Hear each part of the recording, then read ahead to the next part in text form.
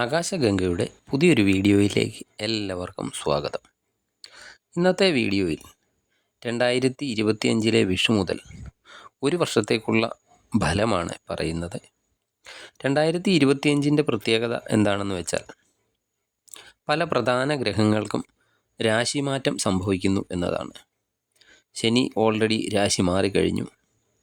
വ്യാഴം മെയ് 14 രാശി മാറും. അതിനുശേഷം രാഹുകേതുക്കൾക്ക് രാശിമാറ്റം ഉണ്ടാകും. ഈ ഗ്രഹങ്ങളെല്ലാം തന്നെ ഓരോ നക്ഷത്രക്കാരെയും വിവിധ തരത്തിലൊക്കെ സ്വാധീനിക്കുന്ന ഗ്രഹങ്ങളാണ്. ഈ ഗ്രഹങ്ങളുടെ മറ്റൊരു പ്രത്യേകത, ഈ ഗ്രഹങ്ങൾ ഒരു രാശിയിൽ തന്നെ വളരെ കൂടുതൽ കാലം നിൽക്കുന്നു എന്നതാണ്. ആ നിന്നുകൊണ്ട് ഗുണദോഷ ഫലങ്ങളും തരുന്ന ഗ്രഹങ്ങളാണ്. മകം നക്ഷത്രം പൂർണ്ണമായും ചിങ്ങക്കൂറിൽ വരുന്ന ഒരു നക്ഷത്രമാണ്. വിഷു സംക്രമണ ഫലമനുസരിച്ച് അന്ത്യ ഷഡ്കത്തിൽ വരുന്ന നക്ഷത്രമാണ്. ജനനേതൃത്വമൊക്കെ ലഭിക്കും. ജോലി ചെയ്യുന്ന സ്ഥലത്ത് മേലധികാരികളുടെയൊക്കെ പ്രീതി സമ്പാദിക്കാൻ സാധിക്കും. അതുപോലെ സമൂഹത്തിലൊക്കെ അധികാരപ്രാപ്തി ലഭിക്കുകയും സമൂഹത്തിൽ നിന്ന് പ്രശംസയൊക്കെ ലഭിക്കുകയും ചെയ്യും. പലവിധ സുഖാനുഭവങ്ങളും ജീവിതത്തിൽ ഉണ്ടാകുന്ന സമയമാണ്. ദേവത വരുന്നത് വിഷ്ണുവാണ്. വിഷ്ണു ദേവത വന്നാൽ ബ്രാഹ്മണാദി പ്രസാദാദി ഗുണം എന്നാണ്.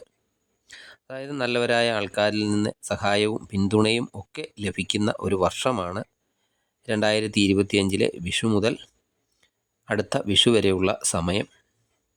വിഷുഫലത്തിൻ്റെ കൂടെ ഗ്രഹങ്ങളുടെ ചാരവശാലുള്ള ഫലങ്ങൾ കൂടി നോക്കേണ്ടതാണ്. ശനി ഇപ്പോൾ ചിങ്ങക്കൂറുകാർക്ക് അഷ്ടമത്തിലാണ് നിൽക്കുന്നത്.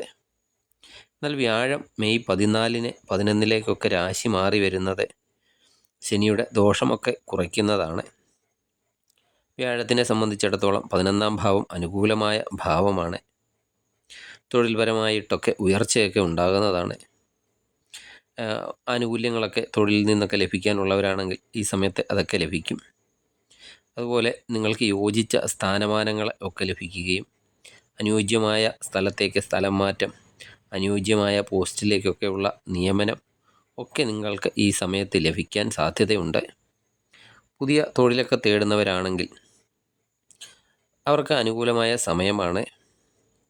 അവർ അന്വേഷിക്കുന്ന തരത്തിലുള്ള ജോലികളൊക്കെ തന്നെ ലഭിക്കുന്നതാണ്. ഇതെല്ലാം വ്യാഴമൊക്കെ രാശി മാറി 11 വന്നതിന് ശേഷമായിരിക്കും. വിദേശത്തൊക്കെ തൊഴിൽ തേടുന്നവർക്കാണെങ്കിൽ, അതുപോലെ വിദേശത്ത് തൊഴിൽ ചെയ്യുന്നവർക്ക് അനുകൂലമായ ഫലമാണ് ലഭിക്കുന്നത്. വിദേശ തൊഴിലൊക്കെ അന്വേഷിക്കുന്നവർക്കും അനുകൂലമായ സമയമാണ്. നിങ്ങൾക്ക് ഇപ്പോഴൊക്കെ ഉണ്ടായിരുന്ന സാമ്പത്തിക പ്രശ്നങ്ങളിൽ നിന്നൊക്കെ ഒരു പരിധിവരെയൊക്കെ കരകയറാൻ സാധിക്കുന്നതാണ്. തൊഴിലിൽ നിന്നൊക്കെയുള്ള നമുക്ക് പ്രതീക്ഷിക്കുന്നതിൽ കൂടുതലൊരു വരുമാനമൊക്കെ ലഭിക്കുന്ന സമയമാണ്. അതുപോലെ അപ്രതീക്ഷിതമായിട്ടൊക്കെ പല സ്ഥലത്തു നിന്നും സഹായവും വരുമാനവും ഒക്കെ ലഭിക്കുന്നതാണ്. പുതിയ വാഹനമൊക്കെ വാങ്ങാനുള്ള അവസരങ്ങൾ നിങ്ങൾക്ക് ഈ സമയത്ത് ഉണ്ടാകുന്നതാണ്. ശത്രുക്കളൊക്കെ ഉള്ളവരാണെങ്കിൽ അവരെയൊക്കെ പരാജയപ്പെടുത്താനൊക്കെ സാധിക്കുന്നതാണ്. ഈ സർക്കാരിൽ നിന്നൊക്കെ ആനുകൂല്യങ്ങളൊക്കെ ലഭിക്കാനുള്ളവർക്ക് അതൊക്കെ മുടങ്ങിക്കിടക്കുകയാണെങ്കിൽ ആ മുടക്കമൊക്കെ മാറി ആ ആനുകൂല്യങ്ങളൊക്കെ ലഭിക്കുന്നതാണ്. കുടുംബത്തെ ശാന്തി സമാധാനം ഒക്കെ ഉണ്ടാകുന്ന ഒരു കാലമാണ്. ശ്രദ്ധിക്കേണ്ട കാര്യം എന്താണെന്ന് വെച്ചാൽ ആരോഗ്യകാര്യത്തിൽ വളരെയധികം ശ്രദ്ധ കൊടുക്കേണ്ട സമയമാണ്. നിലവിൽ എന്തെങ്കിലും തരത്തിലുള്ള രോഗമൊക്കെ ഉള്ളവരാണെങ്കിൽ അതിനുള്ള ചികിത്സയൊന്നും ഒരു കാരണവശാലും മുടക്കരുത്. മരുന്നൊക്കെ കഴിക്കുന്നവരാണെങ്കിൽ സമയത്തൊക്കെ മരുന്ന് കഴിക്കാനൊക്കെ ശ്രദ്ധിക്കേണ്ടതാണ്. അതുപോലെ വാഹനം ഉപയോഗിക്കുന്നവരാണെങ്കിൽ ആ വാഹന ഉപയോഗവും അല്പം ശ്രദ്ധിക്കണം. അലർജി പോലുള്ള രോഗങ്ങളൊക്കെ ഉണ്ടാകാം. വാക്കുകളൊക്കെ സൂക്ഷിച്ച് ഉപയോഗിക്കുക. അനാവശ്യമായിട്ടുള്ള വാദപ്രതിവാദങ്ങളിലൊന്നും ഏർപ്പെടാൻ പോകരുത്.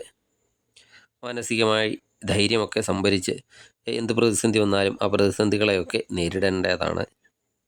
നിങ്ങൾക്ക് കൂടുതൽ ഗുണഫലമൊക്കെ ലഭിക്കാൻ ശനിയാഴ്ചകളിൽ ശാസ്താക്ഷേത്ര ദർശനം നടത്തി നീരാഞ്ജനം, എള്ളുതിരി വഴിപാട് ഒക്കെ നടത്തുക.